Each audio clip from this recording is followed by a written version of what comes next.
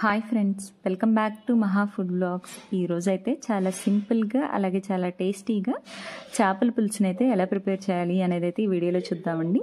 దీనికోసం అయితే ముందుగా నీట్గా క్లీన్ చేసుకున్న చేప ముక్కల్ని అయితే తీసుకోవాలి. ముందుగా అయితే ఈ చేప ముక్కల్ని అయితే మనం మ్యారినేట్ చేసుకోవాలండి. ఇలా మ్యారినేట్ చేసుకుంటే అయితే ఉప్పు కారం అనేవి అయితే ఈ చేప ముక్కలకి పట్టి పులుసు అయితే చాలా టేస్టీగా వస్తుంది. ఇందుకోసం అయితే ఈ చేప ముక్కల్లో కొంచెం ఉప్పు, పసుపు అలాగే కారాన్ని యాడ్ చేసుకోవాలి. అలాగే కొంచెం నూనెను కూడా యాడ్ చేసుకొని అంతా కలిపి ఒక పావు గంట పాటు అయితే మ్యారినేట్ చేసుకోవాలండి. ఇప్పుడు ఈ చేప ముక్కల్ని అయితే మూత పెట్టి పక్కన ఉంచేసుకున్న తర్వాత స్టవ్ ఆన్ చేసేసుకొని ఒక బాండీని అయితే పెట్టుకోవాలి. ఇందులో ఒక అర స్పూన్ మెంతులు, ఒక అర స్పూన్ జీలకర్ర అలాగే ఒక స్పూన్ వరకు ధనియాలను యాడ్ చేసుకొని కొంచెం కరివేపాకును కూడా వేసుకొని వీటంతటిని దోరగా వేయించుకొని అయితే పక్కకు తీసుకోవాలి.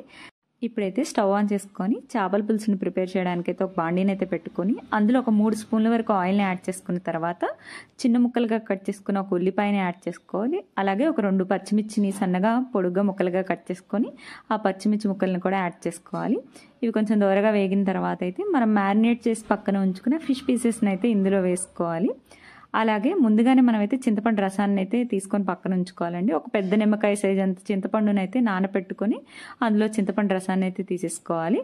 మనకు పులుపుకి తగినట్టుగా ఈ చింతపండు రసాన్ని కూడా ఈ చేపల ముక్కల్లో వేసేసుకొని అంతా అయితే ఒకసారి బాగా కలిపేసుకోవాలి.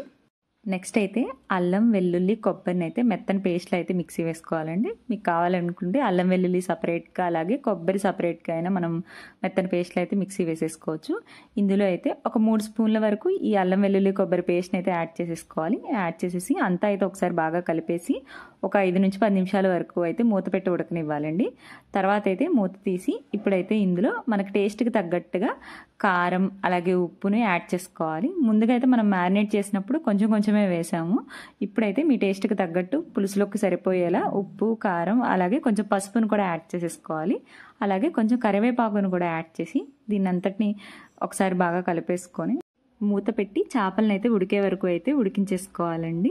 మనమైతే చేపల పులుసుని అయితే చాలా రకాల ప్రాసెస్లు అయితే చేస్తూ ఉంటాం కదండి. మీరైతే ఒకసారి తప్పకుండా ఈ ప్రాసెస్లో కూడా ట్రై చేయండి. ఈ ప్రాసెస్లో అయితే చేపల ముక్కలకి ఉప్పు, కారం, పులుపు అన్నీ కరెక్ట్గా పట్టి టేస్ట్ అయితే చాలా చాలా బాగుంటుందండి. ఇప్పుడైతే ఈ లోపైతే మనం ఈ చేపలను ఉడికే లోపైతే మనం ఆల్రెడీ ముందుగా వేయించుకున్న ధనియాలు, జీలకర్ర, మెంతులు వాటిని అయితే ఫైన్ పౌడర్ లాగా అయితే మిక్సీ వేసుకోవాలండి. చేపలు అయితే ఉడికిపోయిన తర్వాత అయితే లాస్ట్లో ఈ మసాలా పౌడర్ని కూడా యాడ్ చేసేసుకోవాలండి. అలాగే లాస్ట్లో కొంచెం కొత్తిమీరని కూడా యాడ్ చేసుకుంటే టేస్ట్ అయితే మరింత బాగుంటుంది. ఇంతేనండి, ఇలా చాలా సింపుల్గా చేపల పులుసుని అయితే ప్రిపేర్ చేసేసుకోవచ్చు.